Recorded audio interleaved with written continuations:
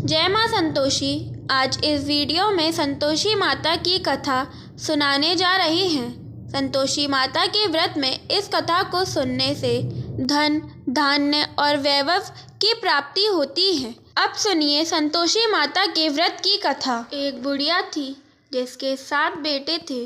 उनमें से 6 कमाते थे और एक ना कमाने वाला था।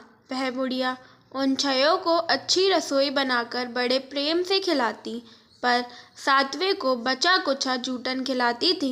परंतु वह भोला था, अतः मन में कुछ भी विचार नहीं करता था। एक दिन वह अपनी पत्नी से बोला, देखो मेरी माता को मुझसे कितना प्रेम है। उसने कहा, वह तुम्हें सभी की जूठन खिलाती है, फिर भी तुम ऐसा कहते हो। चाहे तो तुम समय आने पर देख सकते हो। एक दिन बहुत बड़ा त्योहार आया। बुढ़िया ने 7 प्रकार के भोजन और चूरमे के लड्डू बनाए। 7वां लड़का यह बात जांचने के लिए सिर दुखने का बहाना करके पतला कपड़ा ओढ़कर सो गया और देखने लगा। माँ ने उनको बहुत अच्छे आसनों पर बिठाया और 7 प्रकार के भोजन और लड्डू परोसे। वह उन्हें बड़े प्रेम से खिला रही हैं। जब वे 6 उठ गए तो माँ ने उनकी थालियों से जूठन इकट्ठी की और उनसे एक लड्डू बनाया। फिर वह 7वें लड़के से बोली, अरे रोटी खा ले। वह बोला, माँ मैं भोजन नहीं करूँगा, मैं तो परदेश जा रहा हूँ। माँ ने कहा, कल जाता है तो आज ही चला जा।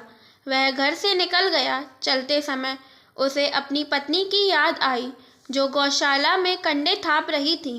वह बोला, हम विदेश को जा रहे हैं, आएंगे कुछ काल, तुम रहियो संतोष से, धर्म अपनो पाल। इस पर उसकी पत्नी बोली, जाओ पिया आनंद से, हमारी सोच हटाए, राम भरोसे हम रहें, ईश्वर तुम्हें सहाय। देहु निशानी आपनी, देख धरू मैं धीर, सुधी हमारी ना बिसरइयो, रखियो मन गंभीर। इस पर वह लड़का बोला, मेरे पास कुछ नहीं है, यह अंगूठी है सो ले, और मुझे भी अपनी कोई निशानी दे दे। वह बोली, मेरे पास क्या है, यह गोबर भरे हाथ हैं। यह कहकर उसने उसकी पीठ पर गोबर भरे हाथ की थाप मार दी। वह लड़का चल दिया। ऐसा कहते हैं, इसी कारण से विवाह में पत्नी पति की पीठ पर हाथ का छापा मारती है। चलते समय वह दूर देश में पहुंचा। वह एक व्यापारी की दुकान पर जाकर बोला, भाई मुझे नौकरी पर रख लो। व्यापारी को नौकर की ज़रूरत थी, अतः बोला, तनख्वाह काम देख कर देंगे, तुम रह जाओ। वह सवेरे 7 बजे से रात की 12 बजे तक नौकरी करने लगा। थोड़े ही दिनों में सारा लेन देन और हिसाब किताब करने लगा। सेठ के 7-8 नौकर चक्कर खाने लगे। सेठ से उसे 2-3 महीने ने आधे मुनाफे का हिस्सेदार बना दिया। 12 वर्ष में वह नामी सेठ बन गया और उसका मालिक उसके भरोसे काम छोड़कर कहीं बाहर चला गया। उधर उसकी औरत को सास और जेठानियां बड़ा कष्ट देने लगी। वह उसे लकड़ी लेने जंगल में भेजती, भूसे की रोटी देती, फूटे नारियल में पानी देती। वह बड़े कष्ट से जीवन बिताती थी। एक दिन जब वह लकड़ी लेने जा रही थी तो रास्ते में उसने कई औरतों को व्रत करते देखा। वह पूछने लगी, बहनों यह किसका व्रत है, कैसे करते हैं और इससे क्या फल मिलता है? तो एक स्त्री बोली, यह संतोषी माता का व्रत है, इसके करने से मनोवांछित फल मिलता है। इससे गरीबी, मन की चिंताएं, राज के मुकदमे, कलह, रोग नष्ट होते हैं और संतान, सुख, धन, प्रसन्नता, शांति, मन पसंद वर मिले व बाहर गए हुए पति के दर्शन होते हैं। उसने उसे व्रत करने की विधि बता दी। उसने रास्ते में सारी लकड़ियां बेच दी व गुड़ और चना ले लिया। उसने व्रत करने की तैयारी की। उसने सामने एक मंदिर देखा तो पूछने लगी, यह मंदिर किसका है? वह कहने लगे, यह संतोषी माता का मंदिर है। वह मंदिर में गई और माता के चरणों में लौटने लगी। वह दुखी होकर विनती करने लगी, माँ मैं अज्ञानी हूँ, मैं बहुत दुखी हूँ, मैं तुम्हारी शरण में हूँ, मेरा दुख दूर करो। माता को दया आ गई।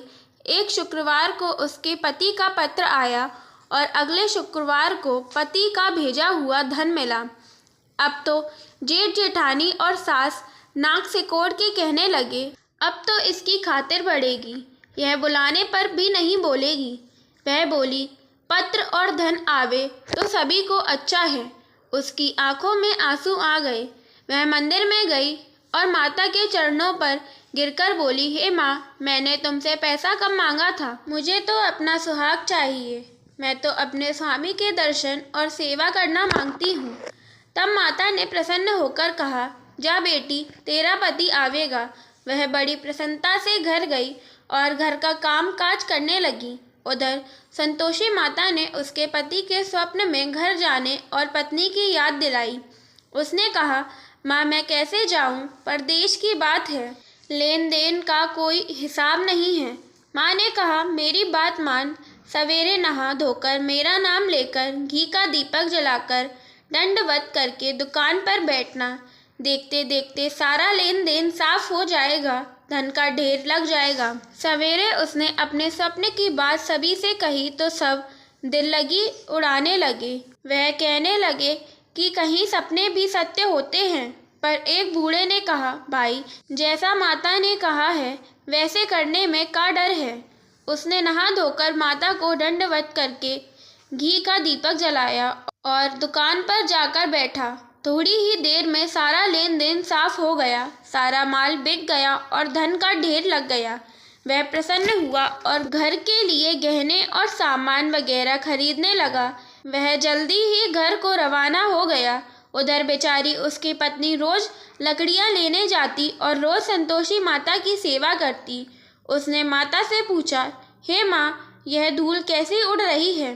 माता ने कहा, तेरा पति आ रहा है, तू लकड़ियों के 3 बोझ बना ले, एक नदी के किनारे रख, एक यहाँ रख और तीसरा अपने सिर पर रख ले। तेरे पति के दिल में उस लकड़ी के गट्ठे को देखकर मोह पैदा होगा। जब वह यहाँ रुक कर नाश्ता पानी करके घर जाएगा, तब तू लकड़ियाँ उठाकर घर जाना और चौक के बीच में गट्ठर डालकर जोर जोर से 3 आवाजें लगाना। सासू जी, लकड़ियों का गट्ठा लो, भूसे की रोटी दो और नारियल के खोपड़े में पानी दो। आज मेहमान कौन आया है। इसने माँ के चरण छुए और उसके कहे अनुसार सारा कार्य किया। वह तीसरा गट्ठर लेकर घर आई और चौक में डालकर कहने लगी, सासू जी, लकड़ियों का गट्ठर लो, भूसे की रोटी दो, नारियल के खोपड़े में पानी दो, आज मेहमान कौन आया है। यह सुनकर सास बाहर आकर कपट भरे वचनों से उसके दिए हुए कष्टों को भुलाने लगी। कहने लगी, बेटी, तेरा पति आया है, आ मीठा भात और भोजन कर और गहने कपड़े पहन। अपनी माँ के ऐसे वचन सुनकर उसका पति बाहर आया और अपनी पत्नी के हाथ में अंगूठी देखकर व्याकुल हो उठा। उसने पूछा, यह कौन है। माँ ने कहा, यह तेरी बहू है, आज 12 बरस हो गए यह दिन भर घूमती फिरती है, काम काज करती नहीं है, तुझे देखकर नखरे करती है। वह बोला, ठीक है, मैंने तुझे और इसे देख लिया है, अब मुझे दूसरे घर की चाबी दे दो, मैं उसमें रहूँगा। माँ ने कहा, ठीक है, जैसी तेरी मर्जी, और उसने चाबियों का गुच्छा पटक दिया। उसने अपना सामान तीसरी मंजिल के ऊपर के कमरे में रख दिया। एक ही दिन में वह राजा के समान ठाट बाट वाले बन गए। इतने में अगला शुक्रवार आया। बहू ने अपने पति से कहा, मुझे संतोषी माता के व्रत का उद्यापन करना है। वह बोला, बहुत अच्छा, खुशी से कर ले। जल्दी ही उद्यापन की तैयारी करने लगी। उसने जेठ के लड़कों को जिमने के लिए कहा। उन्होंने मान लिया। पीछे से जेठानियों ने अपने बच्चों को सिखा दिया। लड़कों ने जिम कर खटाई मांगी। बहू कहने लगी, भाई, खटाई किसी को नहीं दी जाएगी, यह तो संतोषी माता का प्रसाद है। लड़के खड़े हो गए और बोले, पैसा लाओ। वह बोली, कुछ ना समझ सकी उनका क्या भेद है। उसने पैसे दे दिए और वे इमली की खटाई मांगकर खाने लगे। इस पर संतोषी माता ने उस पर रोष किया। राजा के दूत उसके पति को पकड़ कर ले गए। वह बेचारी बड़ी दुखी होकर रोती हुई माता जी के मंदिर में गई। हे माता, यह क्या किया, हंसाकर अब तू मुझे क्यों रुलाने लगी। माता बोली, पुत्री, मुझे दुख है कि तुमने अभिमान करके मेरा व्रत तोड़ा है और इतनी जल्दी सब बातें भुला दी। वह कहने लगी, माता, मेरा कोई अपराध नहीं है। मुझे तो लड़कों ने भूल में डाल दिया। मैंने भूल से ही उन्हें पैसे दे दिए। माँ, मुझे क्षमा करो। मैं दोबारा तुम्हारा उद्यापन करूँगी। माता बोली, जा, तेरा पति रास्ते में आता हुआ ही मिलेगा। उसे रास्ते में उसका पति मिला। उसके पूछने पर वह बोला, राजा ने मुझे बुलाया था, मैं उससे मिलने गया था। वह फिर घर चले गए। कुछ ही दिन बाद फिर शुक्रवार आया। वह दोबारा पति की आज्ञा से उद्यापन करने लगी। उसने फिर जेठ के लड़के को बुलवाया। जेठानियों ने फिर वही बातें सिखा दी। लड़के भोजन की बात पर फिर खटाई मांगने लगे। उसने कहा, खटाई कुछ भी नहीं मिलेगी, आना हो तो आओ। यह कहकर वह ब्राह्मणों के लड़के को लाकर भोजन कराने लगी। यथाशक्ति उसने उन्हें दक्षिणा दी। संतोषी माता उस पर बड़ी प्रसन्न हुई। माता की कृपा से 9वें मास में उसके एक चंद्रमा के समान सुंदर पुत्र हुआ। अपने पुत्र को लेकर वह रोजाना मंदिर जाने लगी। एक दिन संतोषी माता ने सोचा कि यह रोज यहाँ आती है, आज मैं इसके घर चलूं, इसका सासरा देखूं। यह सोचकर उसने एक भयानक रूप बनाया। गुड़वा चने से सना मुख, ऊपर को सूंड के समान होठ, जिन पर मक्खियां भिनभिना रही थीं। इसी सूरत में वह उसके घर गई। दहली में पांव रखते ही उसकी सास बोली, देखो, कोई डाकिन आ रही है, इसे भगाओ, नहीं तो किसी को खा जाएगी। लड़के भागकर खिड़की बंद करने लगे। 7वें लड़के की बहू खिड़की से देख रही थी। वह वहीं से चिल्लाने लगी, आज मेरी माता मेरे ही घर आ गई। यह कहकर उसने बच्चे को दूध पीने से हटाया। इतने में सास बोली, पगली, किसे देखकर उतावली हुई है, बच्चे को पटक दिया है। इतने में संतोषी माता के प्रताप से वहां लड़के ही लड़के नजर आने लगे। बहू बोली, सासू जी, मैं जिसका व्रत करती हूँ वह वो ही संतोषी माता है। यह बोलकर उसने सारी खिड़कियां खोल दी। सबने संतोषी माता के चरण पकड़ लिए और विनती कर कहने लगे, हे माता, हम मूर्ख हैं, अज्ञानी हैं, पापिनी हैं। तुम्हारे व्रत की विधि हम नहीं जानती। तुम्हारा व्रत भंग कर हमने बहुत बड़ा अपराध किया है। हे जगत माता, आप हमारा अपराध क्षमा करो। इस पर माता उन पर प्रसन्न हुई।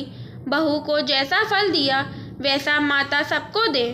संतोषी माता के व्रत में इस कथा को श्रवण करने से माता की कृपा से धन धान्य और ऐश्वर्य की प्राप्ति होकर सभी मनोकामनाएं प्राप्त होती हैं। जय मां संतोषी की।